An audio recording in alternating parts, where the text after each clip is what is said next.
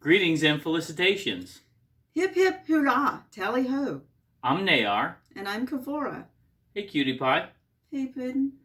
Tonight, we're going to teach you how to play Star Trek Road Trip.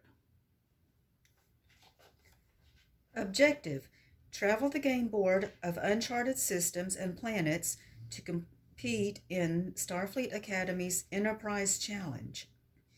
Carry out board actions, gain phaser tokens, and acquire access codes to enter deep space in order to collect Federation tokens.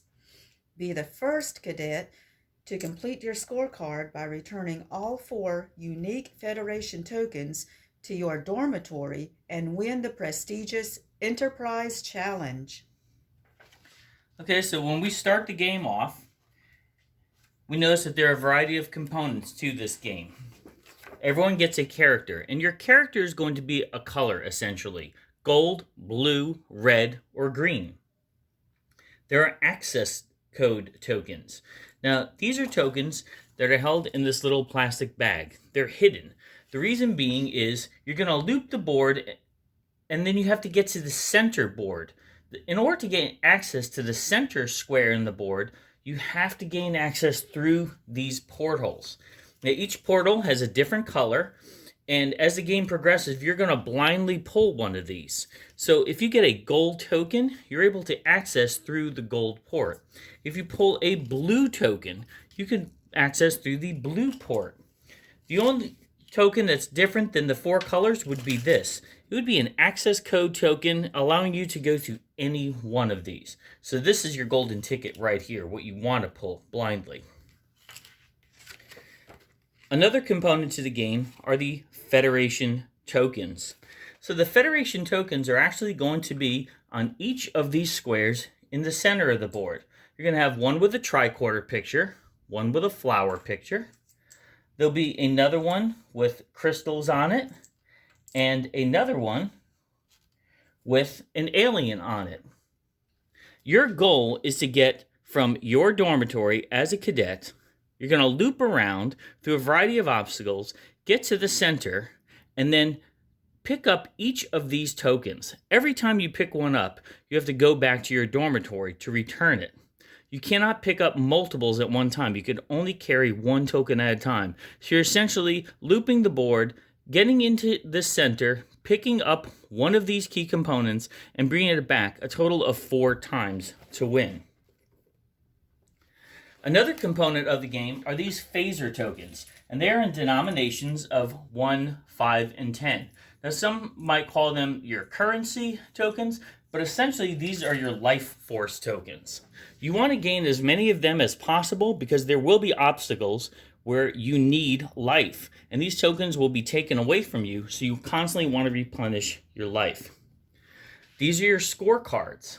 Every color has a scorecard. And the idea is you're going to take these tokens that you've retrieved from the center ring of the board and place them on the scorecard. Remember, when you pick up one of these tokens, you have to put it backwards on the scorecard because you have not totally seized it. Once you get this token back to your dormitory, then you can flip it over. The goal is to fill up the scorecard.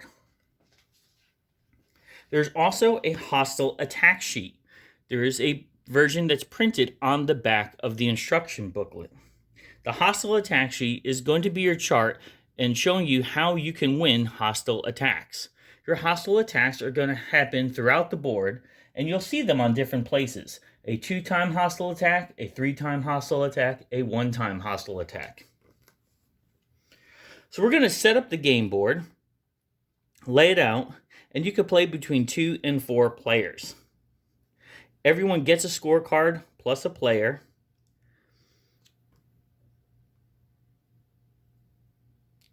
All cards in the center are shuffled, such as the 50-50 cards and the action cards. As I said, the access tokens are going to be in this blind bag. Now we will discuss the game board. Essentially, every place you land on the board is going to tell you what you need to do. You're going to find out where to go through a series of dice rolls. There are 6 dice included, Anytime you roll the dice, it's essentially just going to be a 2-dice roll. So when you roll the dice, let's say that is 6, all you're going to do is follow the directions of the arrows based on whichever ring that you are in. So if you're on this outer ring, it would be as such. You just follow the instructions. Right here, I'm landing on an action card, so I would pick up an action card. If I landed on a roll again, I would roll again. If I landed on a pick up a 50-50 card, I would pick up a 50-50 card. A detour. If I landed on detour, that would mean I would warp to the detour directly across the board. -1 phaser blast means I would have to give up one of my phaser blast tokens. +1 phaser blast, I would gain a phaser blast token. Hostile attack, I'll go over hostile attacks with you, but everything is self-explanatory. Federation blockade, that's essentially jail. So in the outer ring, you're going to follow the arrows and go clockwise. Once you go to the inner ring, you're going to go counterclockwise. Now a blockade, like I said, is essentially jail. Once you get into the blockade, you have to exit it. You can't just roll your way out of it immediately. You have a choice. You pay 2 phaser tokens and miss a turn, or you can roll doubles. And if you successfully roll doubles, you move on to the corresponding square established by that roll. Now, a player can only be stuck on blockade for a maximum of 3 attempts to roll doubles. After you failed 3 times, you're back in the game.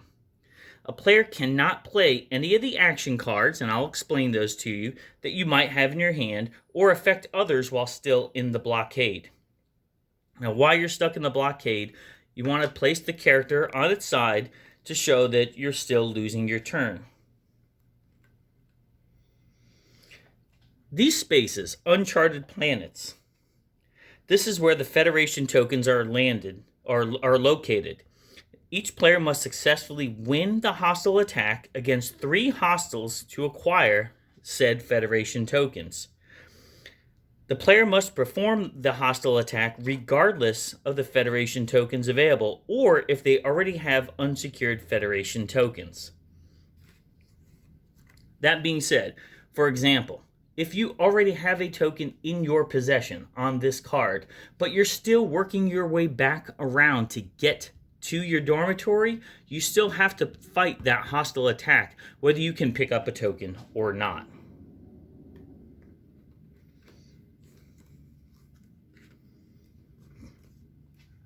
So I think we've outlined what the game pieces are, and as far as the layout, remember, there are 2 sets of cards that are identified by these points on the game board. The orange one are the 50-50s. So when you're asked to pull a 50-50, you have a 50-50 chance that it's going to be beneficial or it's going to screw you up real bad. The action card, you can hold on to your action cards for another turn. You don't have to use them immediately. One person is going to act as a banker in the game. So the banker is going to want to keep all the tokens separate from his or her own stash of tokens. Everyone starts out with 10 phaser tokens, and also you take turns rolling 2 dice to establish who is the first to play. Then play clockwise based on who had the highest roll. Each person gets 3 action cards to start the game with. Again, these cards are going to be self-explanatory. Once you understand the momentum of the game, everything speaks for itself. For example, let's say I pulled these action cards. A Vulcan officer on your team starts to act increasingly aggressive. It is clear that they are experiencing the onset of Ponfar. You push forward to planet Vulcan before it's too late. So this allows you to add 2 spaces to your roll. Everyone is going to give you an instruction, but then a little bit of a synopsis to make the game feel more Star Trek-ish. This one is gain 10 phaser tokens when you run out, so you'd want to hold on to this when you go all the way down. This is one of the ones where you're going to either make friends or enemies depending on what you do. Steal 2 phaser tokens from the person of your choice. So you're able to hold up to 5 of these cards at a time throughout the game. Now we need to talk about hostile attacks. A hostile attack is when you land on one of these spaces. And I'll tell you how many hostilities there are. So what you're going to do is you're going to take your hostile attack chart and roll the dice based on the number of hostilities.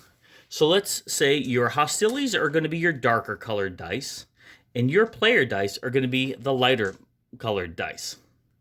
So if I landed on a 1 hostile attack, that means I would have 1 hostile die, and my player, I would have 1 die against him.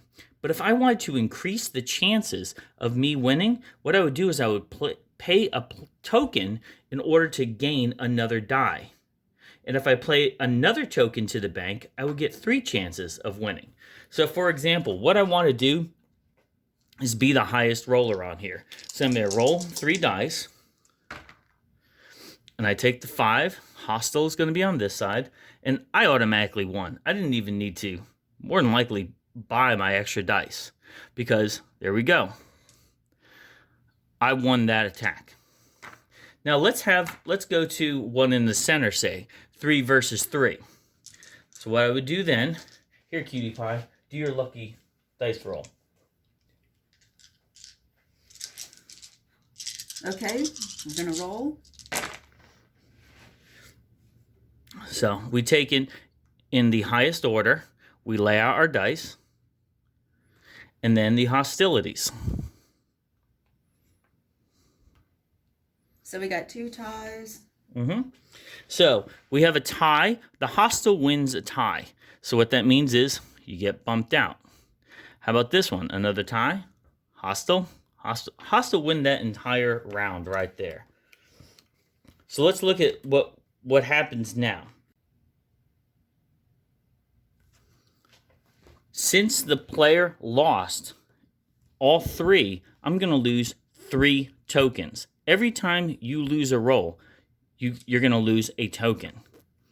So let's try it again. Let's see another scenario. On this roll, we have a 4, a 3, a 3, a 6, a 5, and a 2. So the player knocks out this hostility. The player knocks out this hostility. But the player loses this one. So I would have to pay 1 token to the bank. But now on the next roll, it's 2 dice versus 1. Look at that. I won it. That's how you win your hostile attack.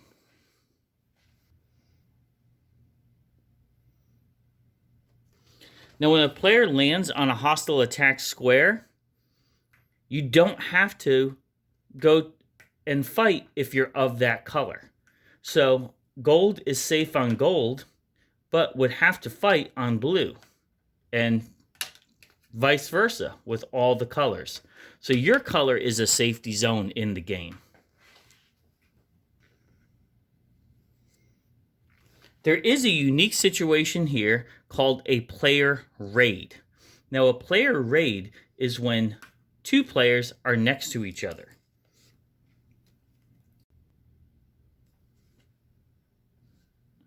Now, a player raid occurs when 2 players are either next to each other or on the same square.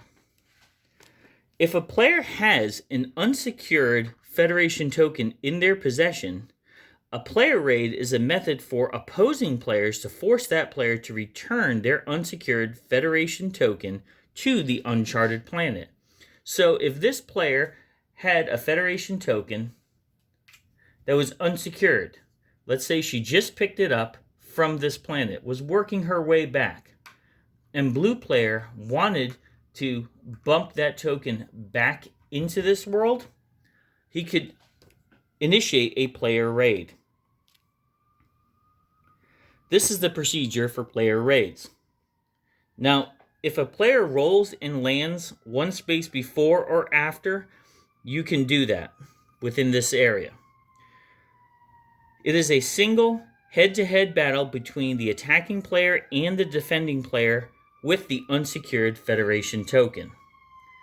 Both the attacker and the defender roll 3 dice, so you choose who has which ones, which colors. So let's say the attacker has red and the defender, the one with the token, has yellow in this scenario. So we're going to say the attacker is over here and the defender is over here.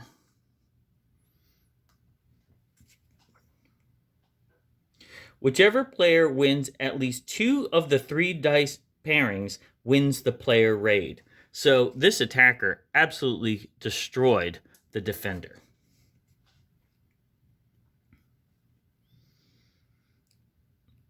Since the attacker won, the defender's unsecured token is returned to the uncharted planet. If the defender won though, the defender would keep the unsecured token and the attacker is sent back to the dormitory. Does not receive any bonuses either. Now, it's one of those scenarios, once you go around the board, just follow the instructions on the space. Every time you loop around the board, you're going to gain 2 phaser tokens from the bank. This is how you're going to continuously build your tokens back after you lose them, as well as gaining an access code. So besides the general attacks that we just discussed, everything else is laid out within the cards, the instructions, and on the board itself.